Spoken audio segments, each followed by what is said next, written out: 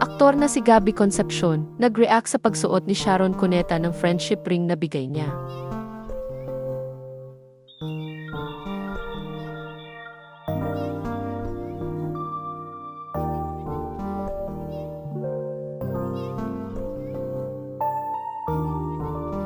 Matatanda ang nagkasama ang aktres na si Sharon Cuneta at aktor na si Gabby Concepcion sa Dear Heart 8 City Concert Tour sa US at Canada mula October 2024 hanggang November 2024.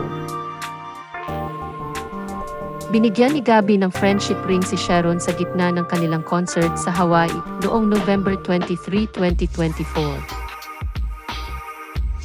Nakapanayam ng Piling Entertainment Press ang aktor sa press conference para sa endorsement niya ng Well Smart Watch and Ring noong Martes, February 25, 2025.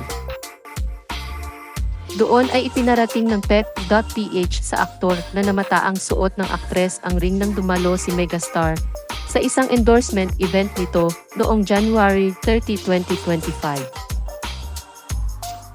Ayon kay Gabby, ikinatuwa niya na makitang ginagamit pa rin ni Sharon ang friendship ring na bigay niya. Ibinahagi rin ng aktor na ibang brand ang ibinigay niya kay megastar dahil isa lang umano ang health ring na dala niya noon sa United States. Yeah, I think yung pagbibigay ng ring is very powerful. Mas lalo na siguro kung ML din yun. Makakatulog ka na mabuti. Pero okay naman yung nangyari sa amin. In fact, yung umpisa ng Dear Heart is a good thing for us because it renewed friendships. So, from that point on until now, natutuwa ako dito sa nakikita ko rin sa reels niya ay napapadala sa akin. Naparati niya yung hawak din niya. Thank you very much for cherishing that friendship. May regalo ring natanggap si Gabby mula kay Sharon. Isang colorblind glasses na makikitang suot ni Gabby sa pictorial niya para sa kanyang bagong endorsement.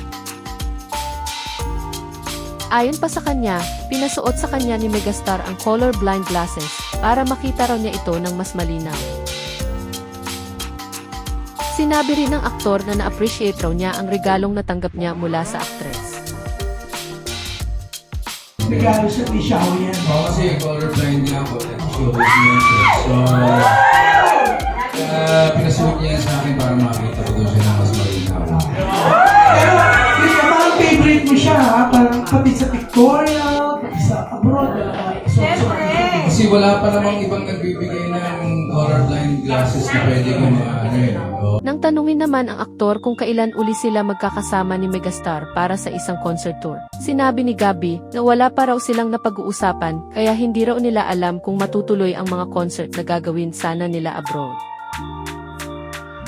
Pero umaasa naman siya na sana matuloy ang concert tour nila. Sa ngayon ay nakatakda umanong gawin ng aktor ang bagong teleserye niya sa GMA7. Wala pa kami ng pag-uusapan kasi so hindi namin natutuloy yung mga concert na gagawin sa namin.